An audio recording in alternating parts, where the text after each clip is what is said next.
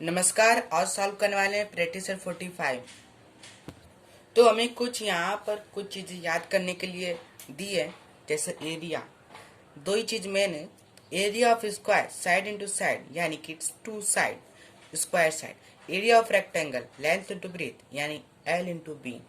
ये दो चीज़ें याद रखनी है और कोई इसमें जरूरी चीज़ नहीं है। तो क्वेश्चन नंबर फर्स्ट में दिया है कि if the side of square is 12 centimetre find its area.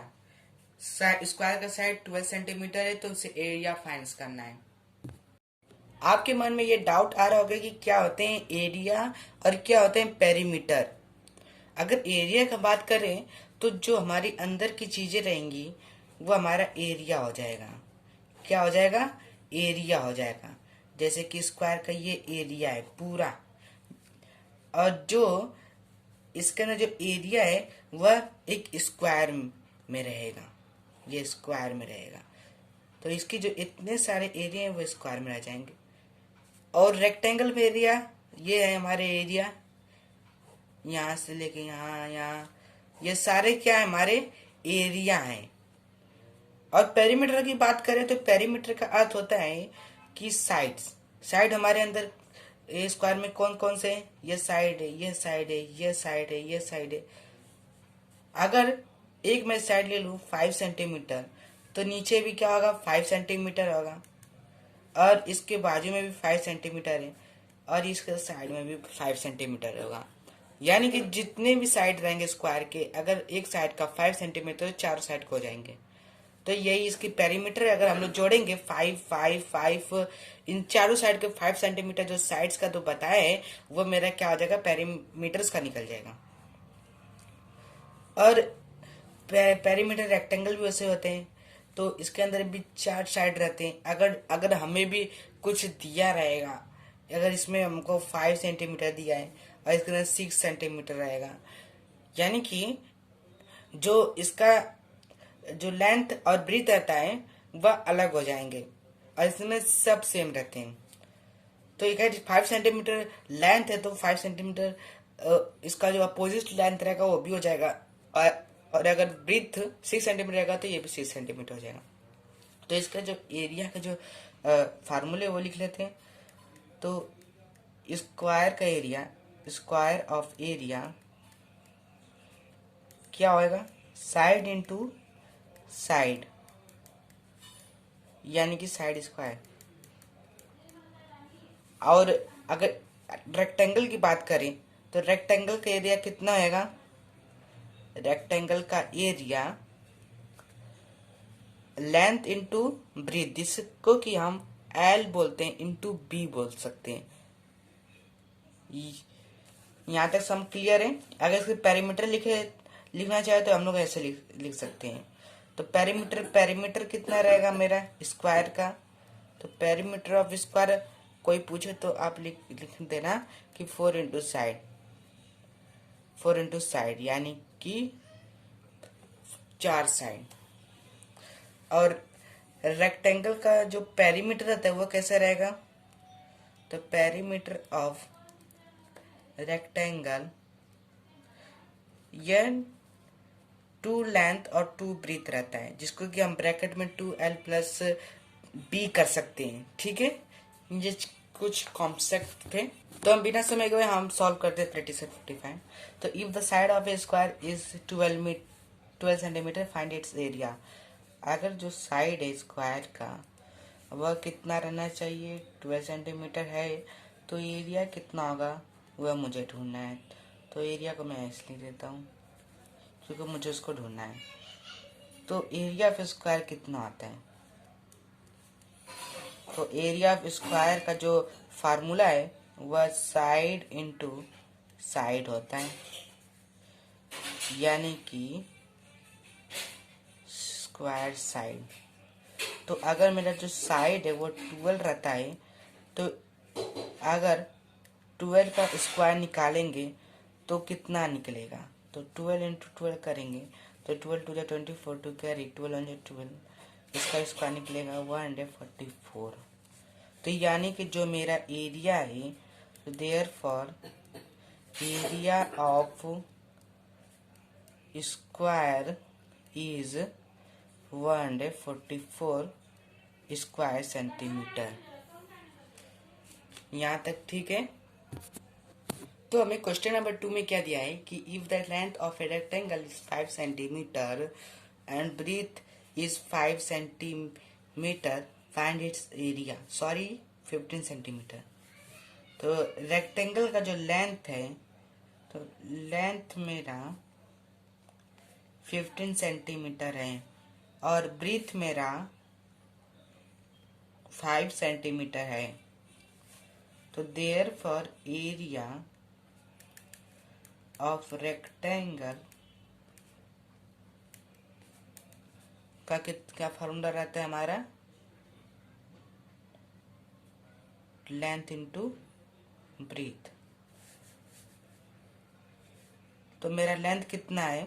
Length मेरा 15 है और ब्रीथ कितना है मेरा? 5 है। तो 15 इंटू 5 हो जाएगा। तो 15 5 जा 75 स्क्वायर सेंटीमीटर। तो therefore area of rectangle is 75 square centimetre. अब उसके बाद हम लोग क्वेश्चन नंबर 3 में देखते हैं। मेरा एरिया कितना है? 102 स्क्वायर मीटर है, 102 स्क्वायर सेंटीमीटर। लेंथ कितना है? लेंथ मेरा 17 सेंटीमीटर है। तो मेरा पेरीमीटर कितना होगा वह मुझे बताना है कि कितना पेरीमीटर उसका होगा। तो पेरीमीटर का फॉर्मूला क्या होता है? तो पेरीमीटर ऑफ रेक्टेंगल का कितना होता है? तो perimeter of rectangle equal to length plus two breadth, यानी 2 into length plus 2 into breadth. अब लिखते हैं। तो मेरा लेंथ कितना है? 70 सेंटीमीटर। तो लेंथ मेरा 70 सेंटीमीटर है, ठीक है। और प्लस ब्रीथ कितना है? ब्रीथ अभी नहीं दिया है, तो ब्रीथ मैं इसको ब्रैकेट में इसलिए लिखा हूँ कि जब हम ब्रैकेट में लिखते हैं तो ये दोनों सब लोग 2 से मल्टीप्लाई कर देते हैं इसको, जिसकी मदद से यह जो इतना बड़ा रहता है 2 लेंथ प्लस 2 ब्रीथ, यह आसान में इसमें लिखा जा सकता है। वही सेम टू सेम होता है 2 लेंथ और 2 ब्रीथ। अब उसके बाद ब्रीथ निकालना है। तो ब्रीथ कितना होना चाहिए? तो अब इसको निकालने के लिए तो हमारा एरिया ऑफ रेक्टेंगल कितना हो जाएगा? Area of rectangle. अब इसमें मुझे लिखना है कि एरिया कितना है रेक्टेंगल का। तो लेंथ इंटू ब्रीथ हो जाएगा। लेंथ कितना है मेरा? 70 सेंटीमीटर इंटू बी हो जाएगा। और मुझे एरिया ऑफ रेक्टेंगल दिया है, कितना दिया है?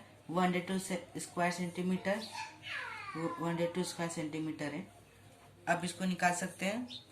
तो ये जो ब्रीथ है ये मेरा मल्टीप्लाई में, तो 102 70 से डिवाइड होएगा तो कितना आ जाएगा मेरा? 76 जा 102, यानी कि जो मेरा ब्रीथ है वह 6 सेंटीमीटर है।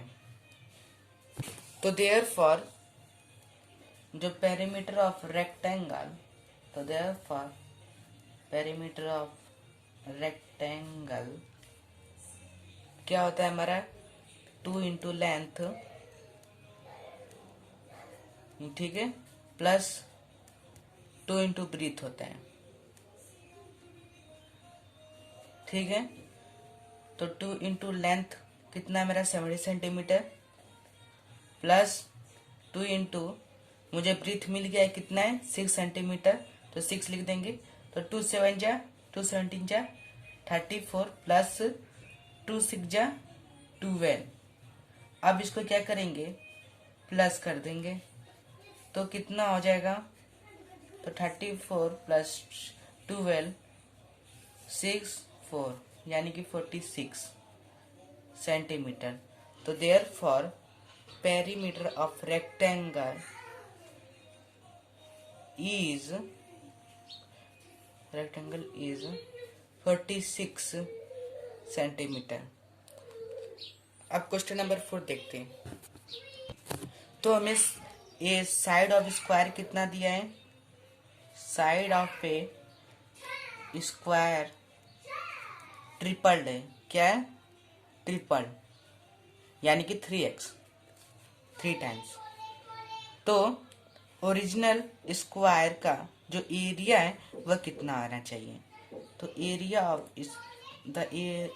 ऑफ द ओरिजिनल स्क्वायर का कितना होना चाहिए? तो हम मान लेते हैं कि जो एरिया ऑफ ओरिजिनल स्क्वायर है वह हमें नहीं दिया है। तो एरिया क्या होता है स्क्वायर का? साइड इंटू साइड होता है। यह मेरा स्क्वायर का क्या है? एरिया का फार्मूला है। तो हम मान लेते हैं कि जो उसका साइड है वह साइड है और जो उसका है वो है साइड, यानी कि साइड स्क्वायर। अब वह बोला है कि इसके अंदर कि जो स्क्वायर का जो ओरिजिनल है, मतलब कि एक जो स्क्वायर का साइड है वह ट्रिपल्ड है, ठीक है। तो ओरिजिनल स्क्वायर का कितना होना चाहिए? तो मैं लिखता हूं कि original rectangle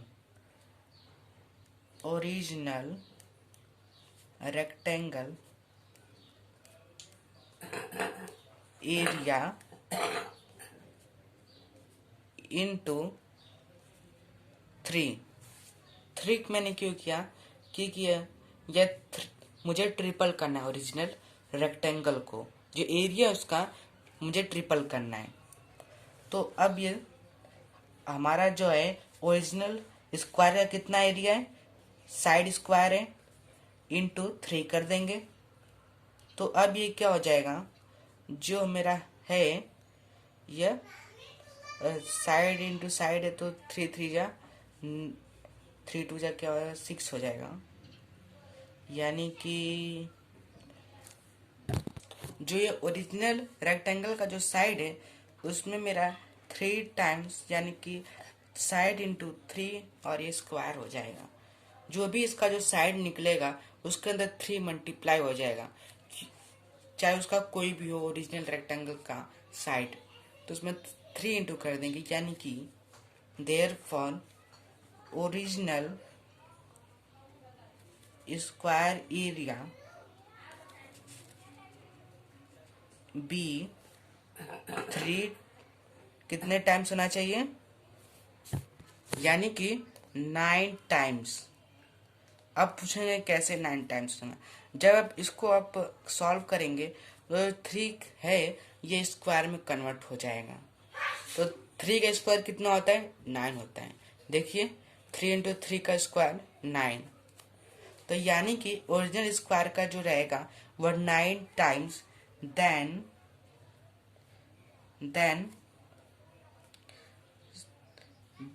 compared to the area of original rectangle, then a old square। तो जो हमारा पुराना वाला रहेगा स्क्वायर उससे हमारा 9 टाइम्स क्या रहेगा? ज्यादा रहेगा। Thanks for watching. तब तक के लिए बाय बाय, जय हिंद।